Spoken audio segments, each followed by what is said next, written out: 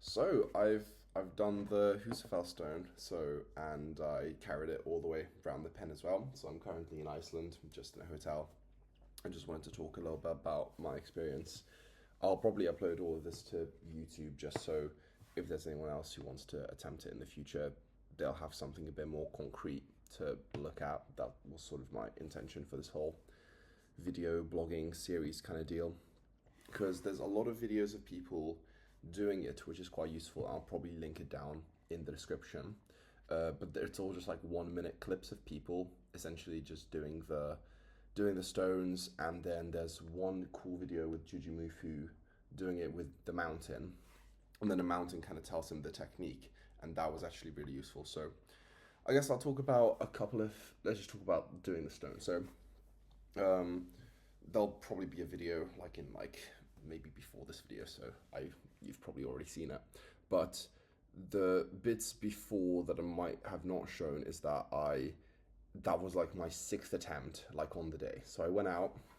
Whether we were quite lucky, even though it was winter, that it wasn't raining. After I was done, it started raining after like 5 minutes, and genuinely, I think if it's slippy, I'm not going to say it's impossible, nothing's impossible, but if you're already on the edge of having the strength to do it, it's just like, it just gives you that, like, like that, it makes it that much more difficult. I didn't have any chalk either. On my first couple of attempts, basically what I realized is I was kind of trying to zercher up the Husafell stone, but my legs were like, if this is the stone and like this is my body over it, my feet were like here, you get me? Whereas like if these like my 2 feet, they were sort of here and I was trying to bend over. Whereas when I actually finally got it, my feet were basically at the same level as the Husafell stone. So one of the things that really surprised me is just how flexible you have to be in order to get that good starting position. Now, I have seen people do the Husafell stone where it's just flat on the ground. They just literally pick it up and put it on their lap, hug it, and then go. That's just like, I tried to do that too. That's really fucking difficult. So the way to do it is like basically the way that the mountain says in the Jujimufu thing is like the way to get it up. So there is a way where you get it as tall as possible and turn it in a way such that you can see, like you can have a good grip. Like there's like 2 handles for like your left hand that you can get into. And then the important bit, the bit that really got it for me is, well, first of all, like with natural stones, you're not really lifting with your hands. Like you're sort of, like if this is the edge of the stone, you're not basically picking it up like that. You're sort of hugging it like that, and you're using the friction of your forearms to like yank it up. But you're not just picking it up. Like what I had to do was sort of get into position and then tilt the stone forward, like shimmy into position, get as close as possible, like my feet are in the same line as the Husafell stone.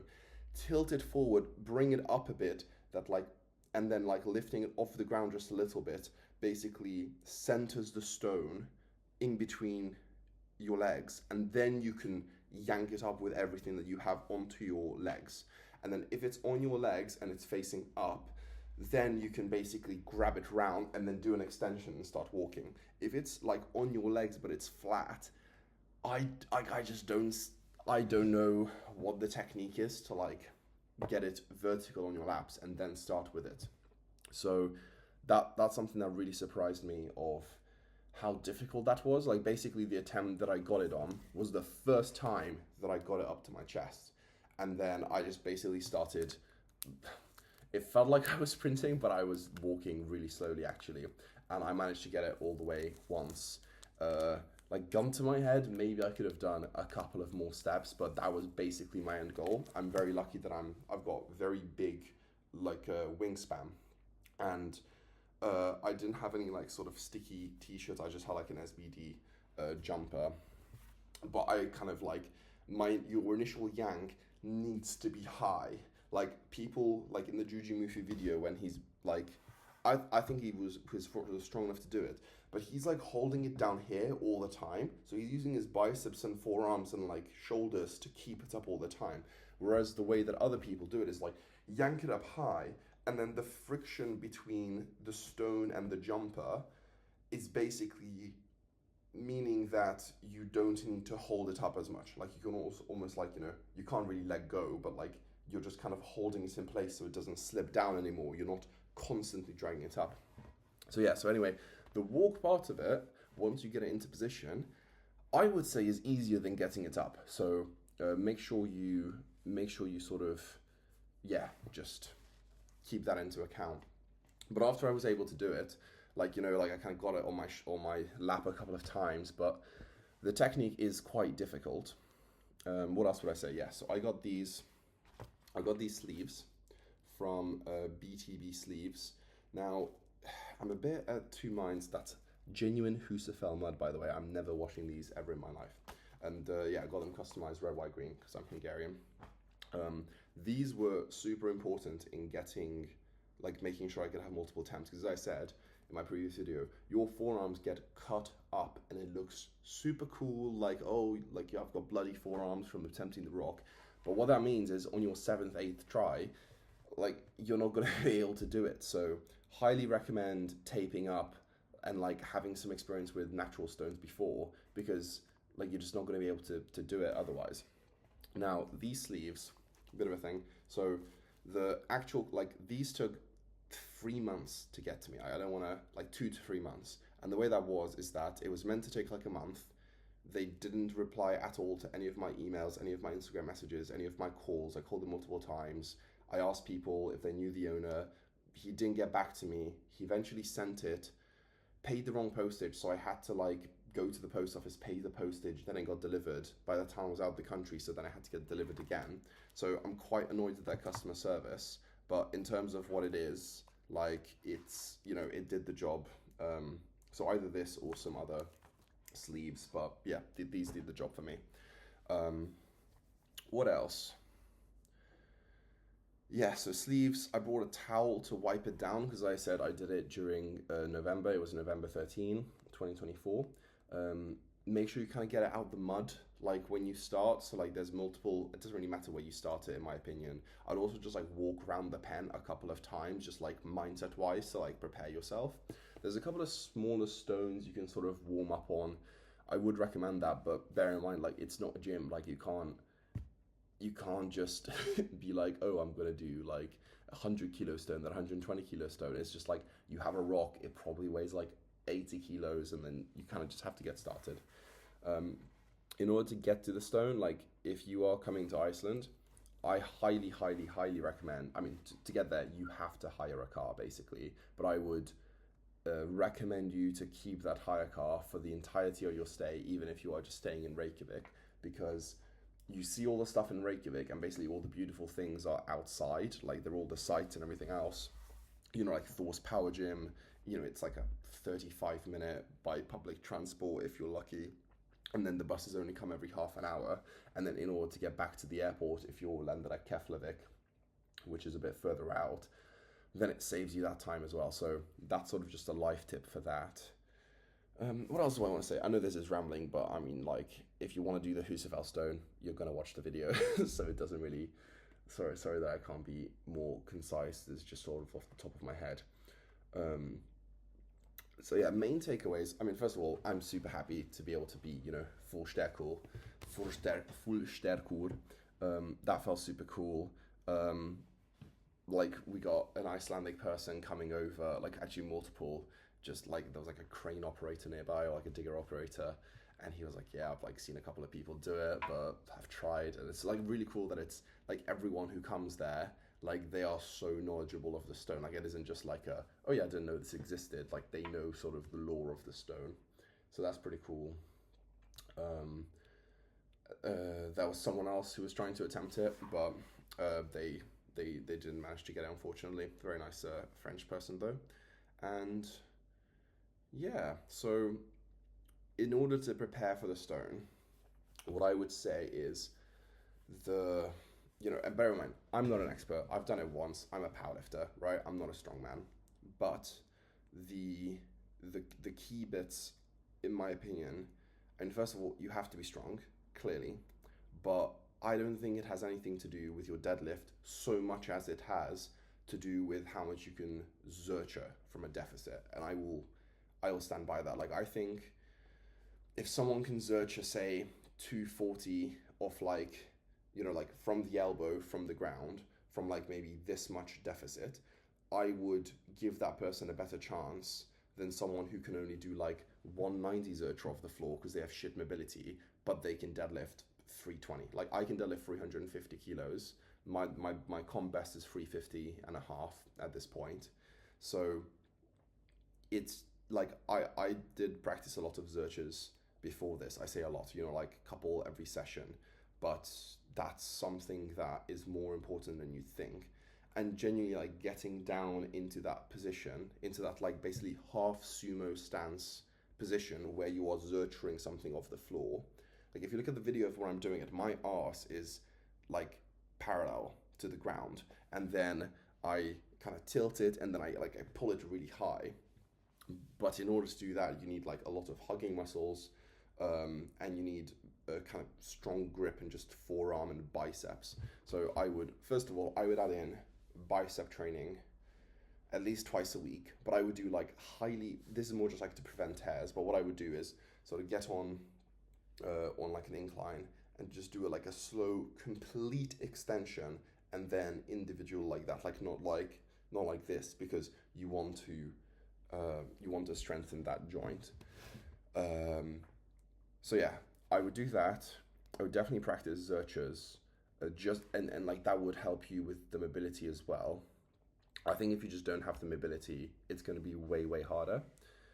And I don't think there's a real replacement for using real rocks, because they are so much more difficult than you'd think, and it gets you to appreciate the fact that you have to kind of figure out that it's a puzzle, and then you realize that it's really far in front of you as well. So if you can, I would go to gyms which have real stones in them, maybe Atlas stones. I mean, Atlas stones are just like, they're way too round, and like you have to use tacky and whatever. But if you can find some cool natural stones, that's really cool. And I would practice, like, if you have sandbags, some carries are useful because obviously you're going to carry it, but I hate to break it, I think all of the Husafell implements and, you know, like Husafell sandbags and whatever, apart from the carry bit, they're not going to help you at all. So if you think that being able to pick that up off the floor will help you picking up the actual Husafell stone, I think you're in for a huge surprise, because it's way lower than you think you have to get. And I actually bought like 180 kilogram Husafell sandbag that I literally haven't used, because I saw one filled up, and it's absolutely massive. Like, it comes up to your belly button. So that means you can basically just like half bend down, pick it up, and then like go. Whereas the pickup is, I reckon, the hardest part in the entire thing. So you can get those if you want to practice the carry, but in my opinion, the carry is the easier bit. Like, getting it off the ground, like getting it into your lap with it facing up, is the hardest bit. And then I would practice the extension. Like, I would practice that bit, because I think that's also hard. So like, once you got it on your knee, or on your lap facing up, then you want to drag it as far towards you as you can, and then one big explosive movement up. And as soon as it's up, then you want to shimmy it up, like hopefully in like one bit, and then just go as fast as you can, because your arms, like, even if you just stood there with the stone, you could probably only hold that for about, you know, like a minute and a bit. And if you think about how long it takes to walk around 40 meters, like, it's not going to be too far off that. So that's sort of why I think you need to go fast. It's just because your arms get tired. So yeah, so overall, I'm super pleased with the entire thing. I basically got coaching from some British bloke for a couple of the, you know, sandbag carries and whatever. Yeah, so if you are training for this, first of all, I think you need to be at a decent enough strength level to even bother training for it, because a bunch of people go there, and I think it's an extremely expensive journey to do if you really want to do it, and then end up disappointed. So I think you need to devote at least, I think you need to get to at least say like a decent enough strength level where, I don't know, you're squatting probably, I don't know, minimum 250, 260, and you're deadlifting probably, I think at least 300. I think that's very least. And then you have the ability to do zerchers off the floor, maybe from like this many blocks, like this height of blocks, but zerchers off the floor so that you're starting it with your elbow. And I think zercher off the floor like that, you need to do at least 200, like at least, and doing that for reps. If you don't have those numbers, I would be extremely impressed if you did around. I'm not going to say it's impossible, because I don't think anything is impossible. I think, like you could, like if you perfected the technique and you were like a master stone lifter, like an 80-kilo lifter, and you got the leverages perfectly right on the perfect conditions, sure, I think you could get it. But most people aren't. Like, I'm just a power lifter, so I was definitely relying on brute strength a bit more than other people do. 100% forearm guards or really good wrapping. Otherwise, like the people who do it have bare forearms, and I have no idea how they do it. Like, if the conditions are drier, like maybe, or if they get it on their first attempt, sure. But if you try and do that with bruised forearms, your parasympathetic nervous system is just not gonna let you do it. It's like trying to run on a sprained ankle. Like, even if you took it's a different thing if you put in a bunch of painkillers and then you could actually run and there's nothing stopping you. But if you have a hurt ankle, you're just not going to be able to sprint. And that's the same thing with a bruised forearm or like a cut up forearm. Your brain is not going to let you exert the force because it's going to feel it slipping, and it's going to be like, it's just not going to let you do it. And yeah, I would say, yeah, definitely just loop the videos of other people doing it. Notice the side that the Husafell is on. Like, there's a reason that everyone does it on the same sort of way. And, there is a big reason for that. And then, yeah, with training, like, as much natural stones as you can get, I guarantee you there's a gym nearby you that will do it. But if not, then I think semi-sumo zerchers off the floor are your friend, and those are your friend. And then if you want to practice carries, like generally if you just have a barbell and then you zercher and then you walk with that, I think that's good enough. People talk about the fact that like when it's on your chest, like it's hard to breathe. I definitely got into like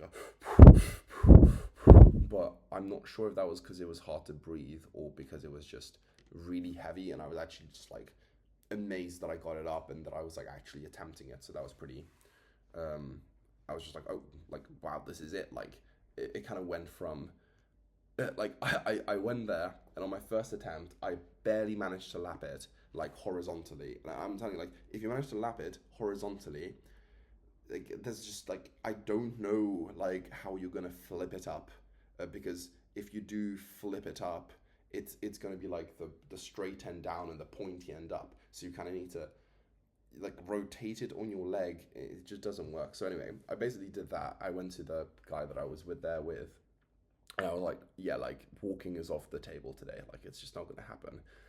So I was just like, yeah, let's find a consolation prize, like a photo of me with it up or something like that, or, like half standing, like kind of holding it there. But yeah, I managed to get it, so I'm super stoked. I really wish that other people do try as well. It's just such a great piece of history, and yeah, when you lift it, the reason that I really wanted to do this is because in powerlifting you don't have the same objects. Like it's like, oh, this person before me deadlifted, I don't know, say 800 pounds, like, oh, I did that now as well. But with a Husafell stone, you're like,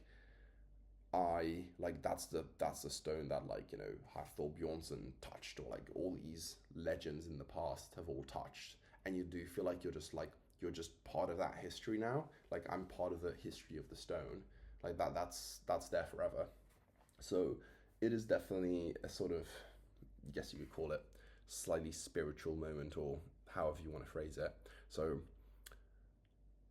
I would say also, like, if you are there, make sure, even if you don't get it, just sort of just take in the surroundings for a bit and just be like, this is super cool. Like just allow yourself to take time there. Don't rush it. Just kind of check yourself mentally that like you came all the way to Iceland to try this rock. Like even if you don't do it, you are part of the history of the people who have like touched a stone and like lifted off the ground, and it's like beautiful scenery. Yeah, so just make sure you don't rush it and you don't think of it as like a gym lift and like it's like ticked off and then you go. Because I definitely regret not staying there for a little bit longer just to sort of, be like, yeah, this is cool. So yeah, that's sort of my story with the Husafell stone, and yeah, has a technique. You need a lot of strength for it. It's not the strength that you might think. And yeah, like natural stones are difficult, so there's just not a lot of practicing with those. So I think you need to get stupid strong. You need to cover your bases with the mobility, doing side planks and like side bends and bicep curls to prevent risk of injury. And then I think you need to just get your Zercher strength up. That is what I like. If you are worried about your strength, that is the strength that I would train rather than bench press or like, I don't know, overhead press or rows or something. Like rows just don't really matter here. Like, yeah, you row it up to your lap, but it's like you're like ramping it up your thigh. Yeah, so have a look at the videos of the people, because you would be surprised at how much their knees are like, they're like literally a frog stance, but it just, because they're so close, it just looks a bit different. So you definitely want to train that. Yeah, I think I've rambled enough. That's about it. Yeah, if you have any comments on the video, if you put it in the comment section, I'll try and remember to reply. Like, I'll be looking at notifications and stuff. I'm very happy to, give you any help that you want with it. I'm not an expert in stone lifting again. I've just done it once, so I don't know I don't know who the lightest person to have ever done it. I don't know who's the person who's done it who has the lowest deadlift. But I would also mention that if you see a person who like has the stone lifted, there is a technique. Like, if you look at the few women who have managed to do it, which like it's insane. The way that they do it isn't the way that I did it, or like picking it up off the floor and putting on your lap, which is crazy. The way they do it is they squat down. They have the stone against their knee and they lever it up, basically. So they just basically like sort of tilt the stone up, and then they kind of like shuffle it about, and then they kind of stand up with it. That technique, I don't like. If that's the only way that you can get the stone, if that's the only way, being really respectful, the strongest shit, but if that's the only way that you can get the stone up to your chest, I don't think you're going to have the strength to move it anyway. So don't be disheartened if don't be confused if like someone has a photo of them standing with it and you're like, well, how did they do it or whatever. Like, that's probably how they did it. And like, in order to have just the brute strength of carrying a sandbag or whatever for like 40 meters, that's just not going to be enough. So yeah, give it the reference that it deserves. It's very hard. So my best lifts in competition are 310 squat, 190 bench, 350 and a half deadlift. And I got it by the skin on my teeth. So it was not easy. It was done on like the 7th attempt. And so definitely there was an element of technique to it. But yeah, just the people, there's like a bunch of people that I know who have attempted it now, because I was here for a powerlifting competition. And some people tried to do it as well, and they didn't quite manage to do it. So I think more people fail it than you'd think. So yeah, that's all I have.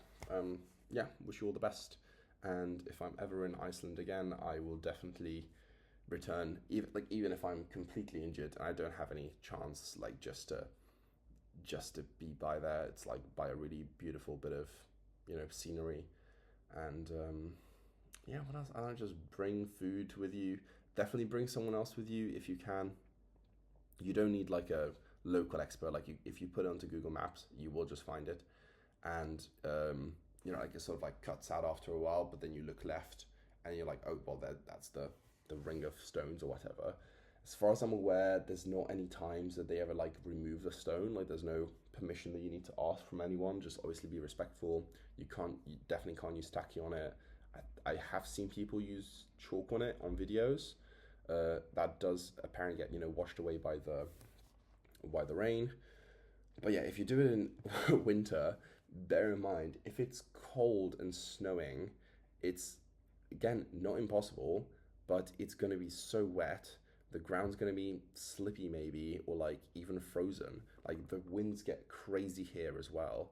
So it just you know, I'm very lucky that I came and that the weather was good that day, because 2 days after I did it, all flights got grounded and it was -5 and snowing. So bear that in mind. But yeah, that's sort of it. Bye bye.